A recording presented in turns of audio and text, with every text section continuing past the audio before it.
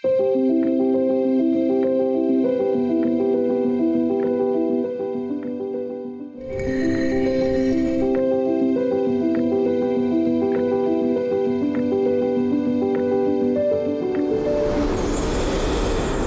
êtes au rez-de-chaussée. Vous mettez les pieds à terre. Prudence. On est où, matelot?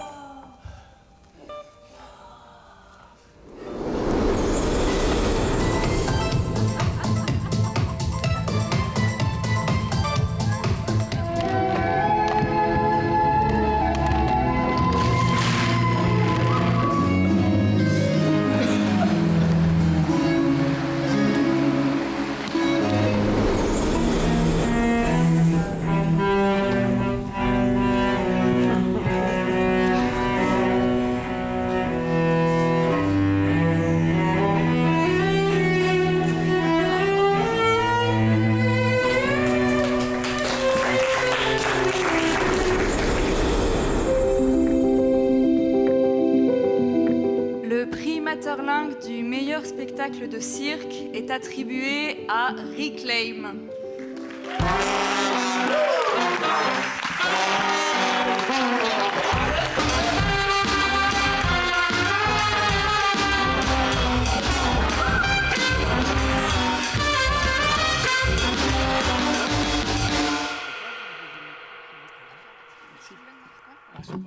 Allô. Oh, magnifique. Merci. Hop, merci beaucoup. Je ne vais pas tout lire. Dans une partie de l'Inde, au Bengale, de nombreuses familles envoient un de leurs enfants suivre l'enseignement des moines-moinesses Bowls. Les Bowls sont des musiciens ambulants, chanteurs et danseurs. En dansant, chantant et jouant de la musique, ils pratiquent la sagesse. Ce sont des marginaux qui vivent hors de l'ordre des castes sociales. Ce sont des outsiders, des chercheurs libres. Ils vivent hors des terres habitées, dans les montagnes, et descendent régulièrement dans les villages pour chanter et mendier de la nourriture. Ensuite, ils retournent dans les montagnes pour suivre leur apprentissage. Avec le temps, certains décident d'arrêter, d'autres sont invités à rentrer chez eux. Ils retournent alors dans leur village, fondent une famille, cultivent leurs terres à leur tour. Le temps passe ainsi régulièrement. D'autres Bowls descendent dans les villages pour y mendier, chanter et danser. Les anciens apprentis, devenus paysans, viennent les saluer et leur offrent de la nourriture tout en écoutant l'évolution des chants. Ils peuvent ainsi, de manière indirecte, continuer à recevoir l'enseignement du maître. Ce petit récit devrait nous faire réfléchir en profondeur aux objectifs essentiels de l'art vivant. De la formation sans fin à la transmission via une réalité bien différente de ce qu'est devenu l'art vivant en Occident. Bien sûr, toute relation entre les récentes décisions du Conseil et de notre ministre de la Culture avec la mendicité de ces marginaux serait évidemment fortuite. Pour ma part, je me considère volontiers comme un marginal dans cette assemblée en ayant fait le choix de vivre dans les bois d'Ardennes, loin des villes, et dépendant du secteur cirque et rue en Fédération Wallonie-Bruxelles, qui est sans doute le secteur qui se comprend le moins bien dans sa globalité via des réalités tellement différentes, ce qui provoque des situations quelquefois scandaleuses que tout le monde observe avec dédain et incompréhension. Et pour cause, il s'agit aussi du secteur le plus mal défendu et le plus méprisé, et pour beaucoup d'entre vous sans doute, le plus éloigné de l'art dit sérieux. Je vais donc prendre un temps bref pour vous donner quelques chiffres concernant le secteur cirque, art de rue forain, sur la base d'une étude qui a été réalisée en mars 2022. Et j'ai de suite pris mes distances vis-à-vis de cette étude et ne vous citerai donc que 5 lignes pour le moins éloquentes. Financé depuis 2000, c'est en 2003 que le secteur cirque, rue et art forain est intégré au décret cadre relatif à la reconnaissance et au subventionnement du secteur professionnel des arts de la scène de la communauté française. Au niveau des subventions directes, les arts de la scène représentent, en mars 22, représentent 0,9% du budget total de la Fédération Wallonie-Bruxelles. Le cirque, art forain et rue, 0,02%.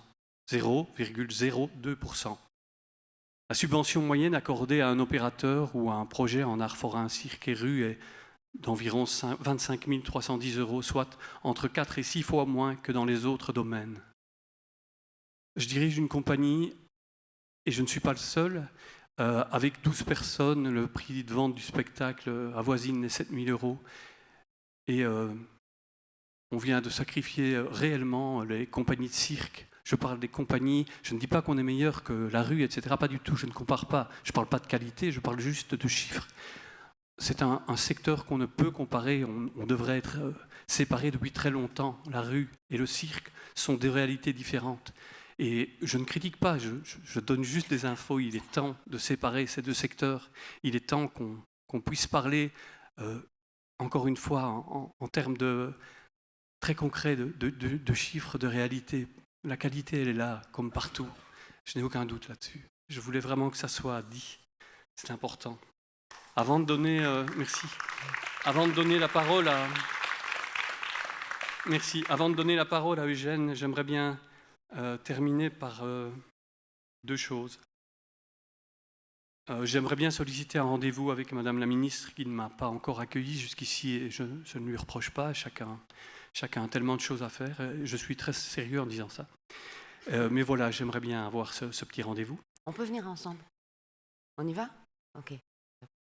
Ouais, et l'autre point, c'est ceci. Je remercie sincèrement la critique de nous avoir octroyé ce prix, que je qualifierais, si vous me le permettez, du prix d'un très bon spectacle parmi d'autres, car la mise en compétition et le cloisonnement ne me conviennent définitivement pas.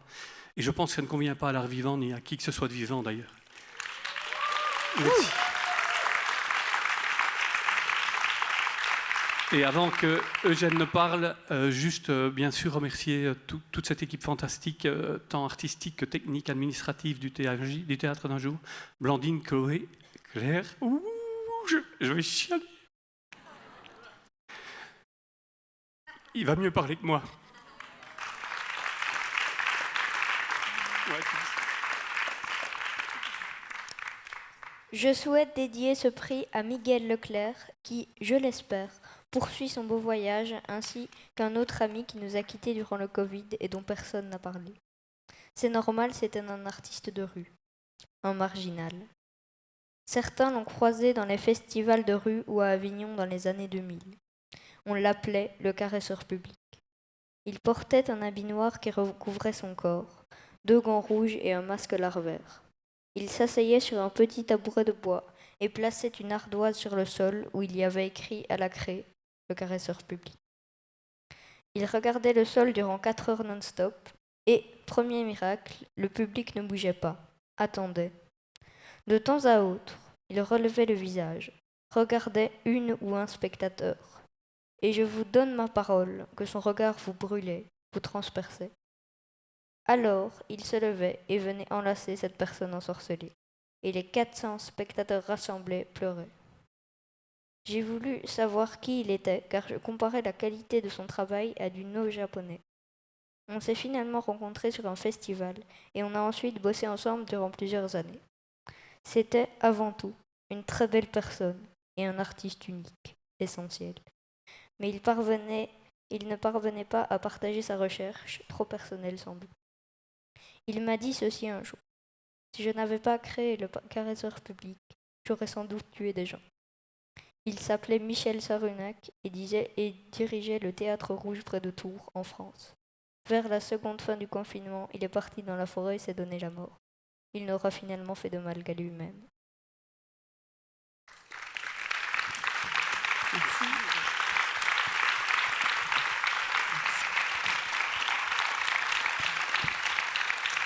Eugène joue dans pratiquement tous nos spectacles. À un moment donné, on lui trouve une petite place et je voulais qu'il soit ici avec nous.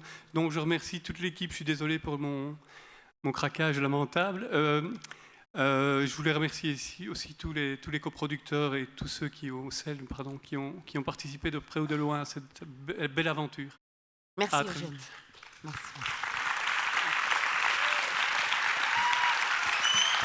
Merci.